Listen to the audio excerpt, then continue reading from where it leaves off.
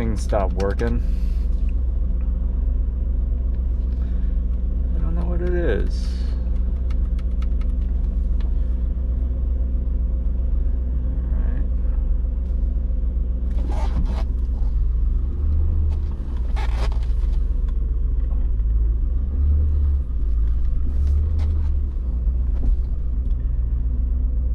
Got a new camera,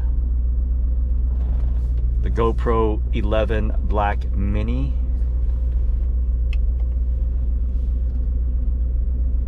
This is my second time trying out this this camera. I'm using the forehead mount, but it's off to the side, so I'm trying to get the perfect driving perspective and trying to capture as much as possible as to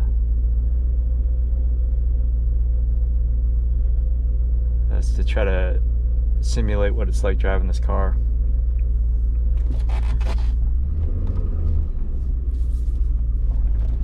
This GoPro doesn't have the option, I don't think, of having an external mic. At least I tried, it didn't seem to work. So it's just working off the mic, off the GoPro. Oh man, did I do it the wrong way? I adjusted my, this guy. I adjusted my, my idle, and I wonder if I did it the wrong way. Anyways.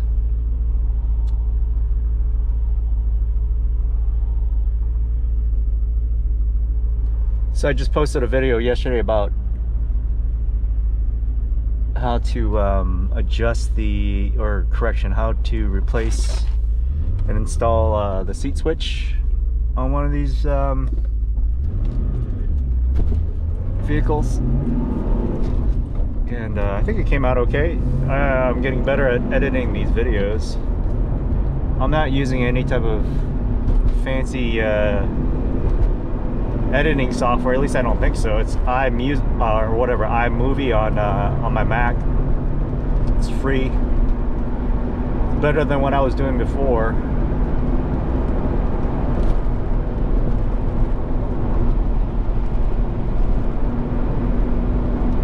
Still working on the door, as you can see.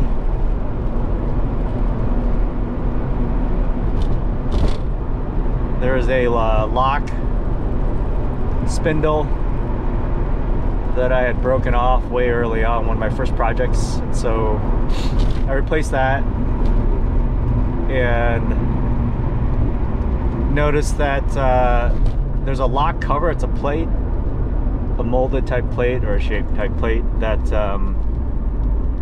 that was loose. It was just being held with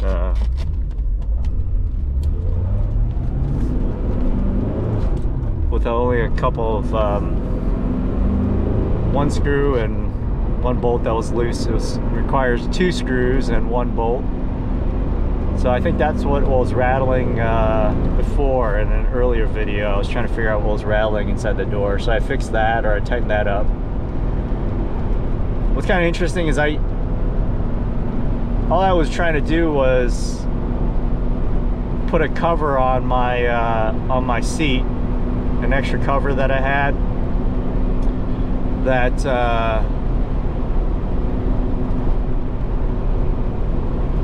turned out I didn't even like it. I should have known this, because that's why I didn't. That's why I returned the covers.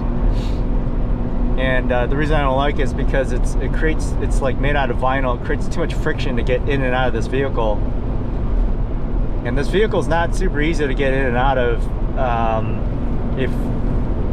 if you're trying not to scuff up things like the door card or whatever. And the way I park it in my garage, I don't have a lot of room to fling out the doors, so it just makes it difficult. So basically I didn't need to put the thing on, but in doing so I realized that the seat switch wasn't working properly, in addition to I noticed that the trim panel, which is right there, that trim panel right up here, was loose because of these clips that I had glued on, and the glue had failed, or epoxied on, and that had failed. And then that made me have to remove the door card. You have to remove this door card to replace this panel, or take this panel out. So then in doing so, I decided to fix a bunch of stuff, or notice that lock cover being loose. So anyways, what I'm planning on doing with the trim piece, I still have to get those clips on somehow. Originally, I think they're kind of like plastic spot, you know, welded on, if you can call it that. And I'm gonna either try to find a glue that works with plastic really well, or I might actually rivet it on. So I'm gonna peel back the original leather, rivet it on, and then I might reupholster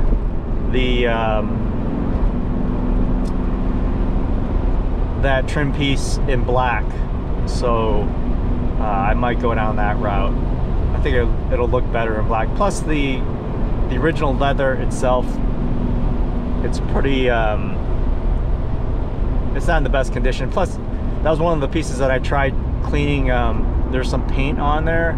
This car's been repainted, so the previous owner, whoever did the repaint,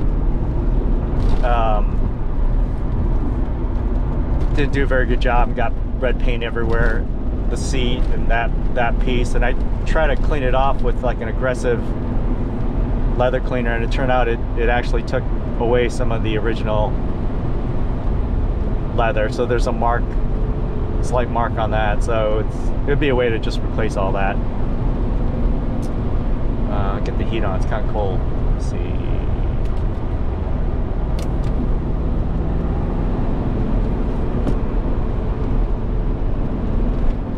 So anyways, I'm hoping that this video comes out okay. I'm shooting in linear mode, and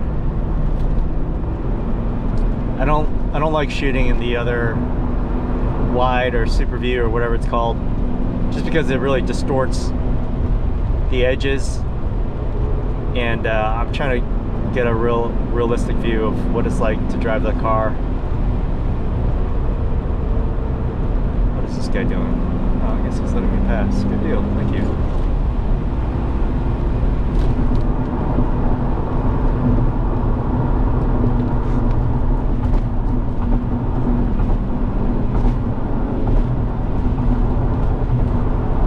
It's kind of interesting. If you watch a lot of modern car reviews, I watch a bunch from Savage Geese.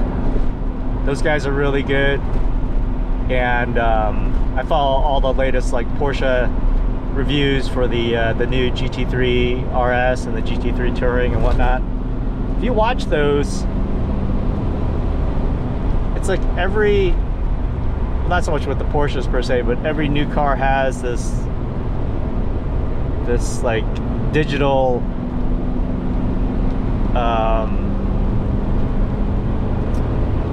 digital display for the central area, and then also for the instrument cluster. And it's like the I don't know why everyone thinks that's so great. It's the most detached, or I don't know. It's so unappealing to me.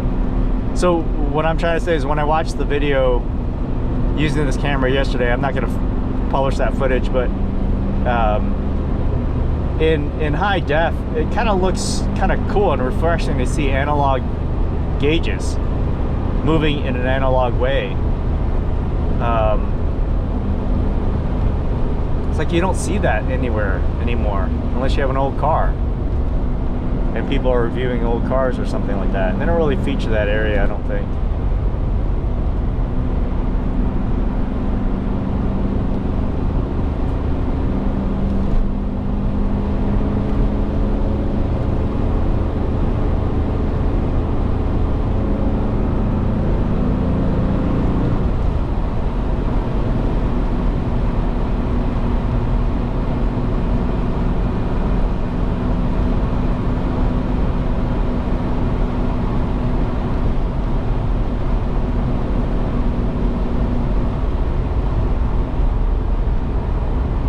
whip around here.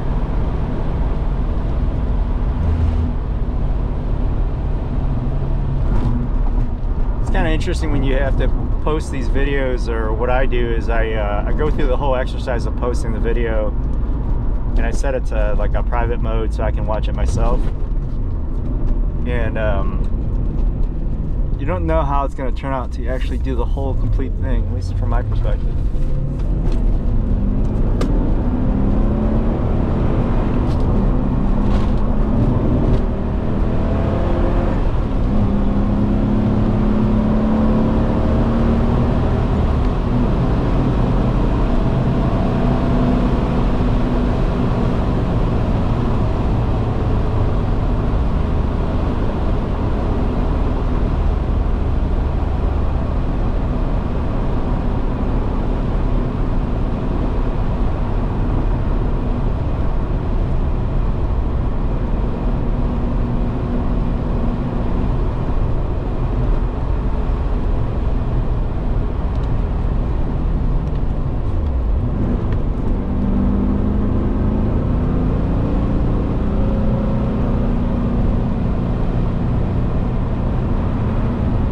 Nice car.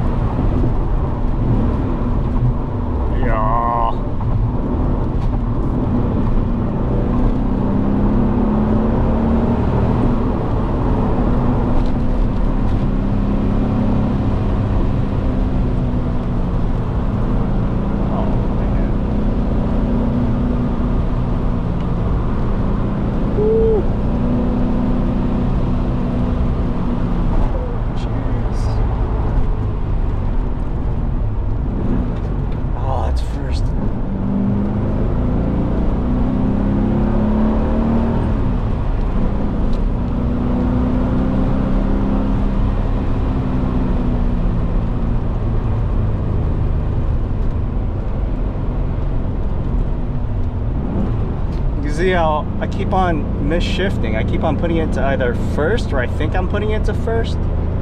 So dropping from 4 to 3. I think I'm putting it into either first or it's 3, but I don't feel confident with it. Anyways. Also, just fun fact, the way this GoPro is hanging off my face, it gets really hot and it literally burns the side of my cheek when I'm cornering it to the right. So it's a fun little thing to go through.